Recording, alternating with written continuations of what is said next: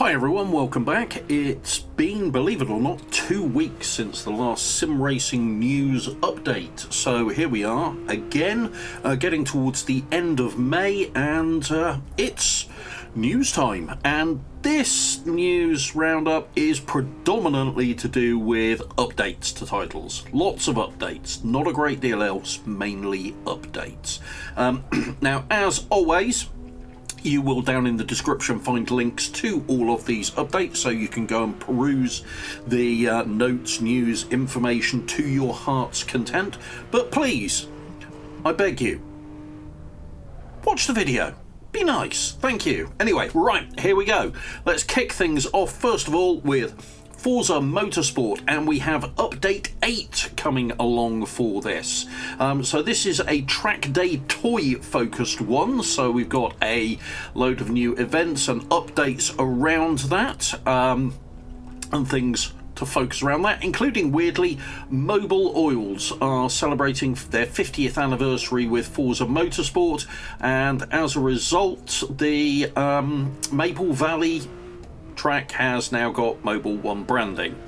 Bit weird, but there we go. And a load of other stuff's been added in there, new events, etc, etc. So go and take a look down in the patch notes, as I say, after you've watched the video, to see everything that is included in there, because I'm not going to go through all of it because it will take far too long and we have other news to cover.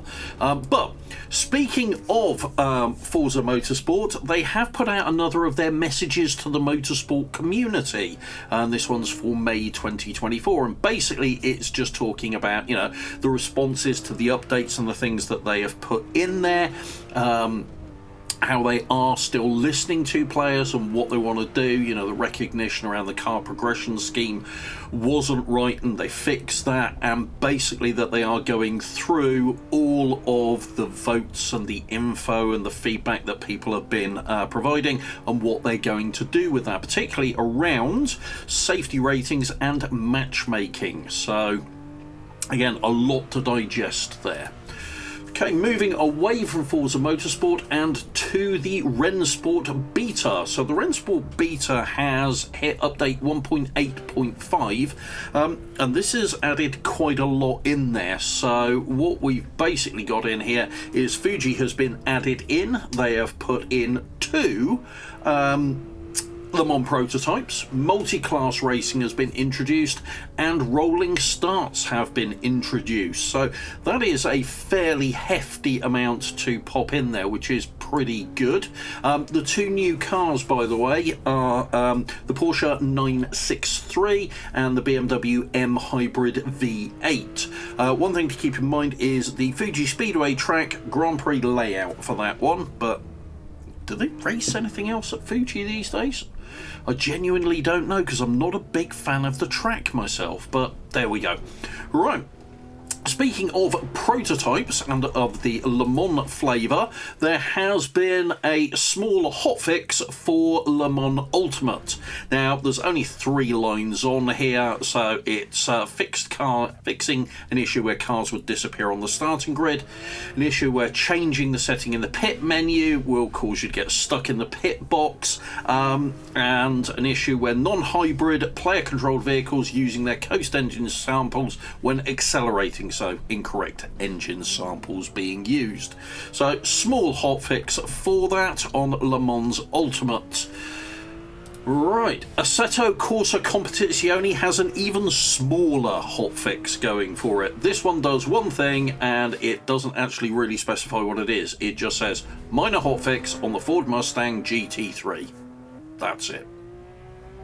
I don't know what minor hotfix. They haven't told us. Right, heading away from the track and onto the dirt, we have EA Sport WRC has announced that the EA Anti Cheat system is coming to EA Sport WRC. So this is to stop people being very naughty when they are doing competitive stuff, in this case rallying, and they have put a huge FAQ against the article for this. Well, it's actually on Steam, talking about exactly what it does, how it's going to work, why they're going to be using it, if it changes any of your system requirements if you're on PC, what effect it will or won't have on gameplay, etc, etc, etc. So if that is something you are interested in, go and have a look at that.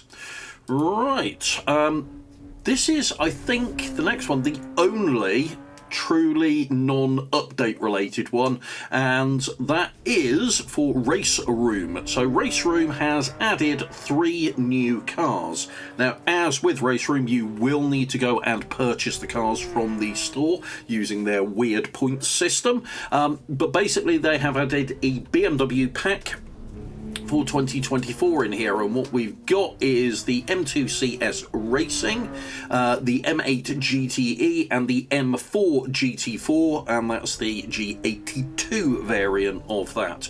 They have also done a complete update of one of the free tracks that are in the car, so that is the Algarve International Circuit, or Portimao as it is more commonly known.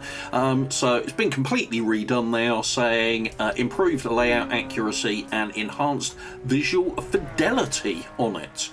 But even RaceRoom doesn't escape the hotfixes, because that has also put a small hotfix in place. So not a great deal in there. I'm not going to go through what it really covers because it's quite tiny stuff.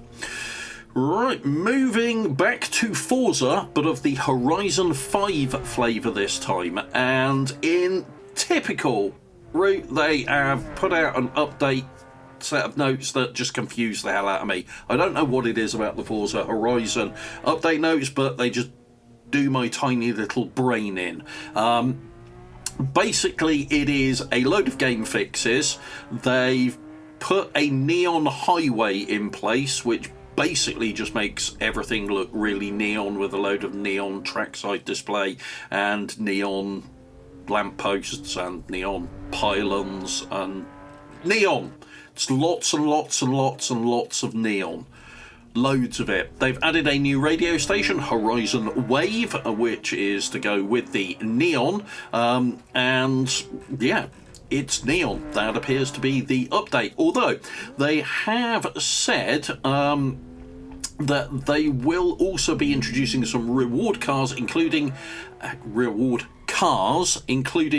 21st century version of a Lambo Legend and Hyundai that fuses past and present in the same vehicle, which you will have noticed from the screenshot is the Hyundai N74 concept car, which is a truly wondrous looking concept car in my personal opinion. I absolutely love the way it looks. Right, on to the last couple of bits, and back to Update City. Art of Rally has hit update version 1.5.5, which adds some teeny tiny little fixes in there, mainly around liveries and navigation, not a lot else. And they have improved controller support across the board, but that's only on the beta channel for Steam, so will not affect anybody other than those playing on the Steam beta branch. I would expect, if it all works, they're going to bring that across to the main title and hopefully consoles as well. And rounding things up, we have had a BeamNG Hotfix. So this is the hotfixes for version 0.32 have been released. So this is actually update v0.32.2, and does a load of fixes around stuff that came out in patch of version 0.32. That was a lot of numbers I've just said in a fairly short period of time.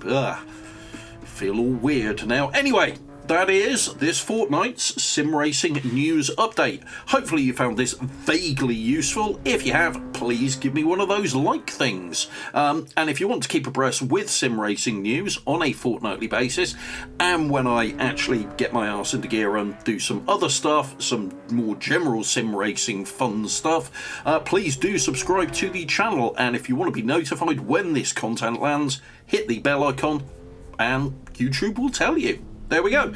That's everything for this particular video. Thank you for listening, watching, both, maybe. And take care. See you soon. Bye-bye.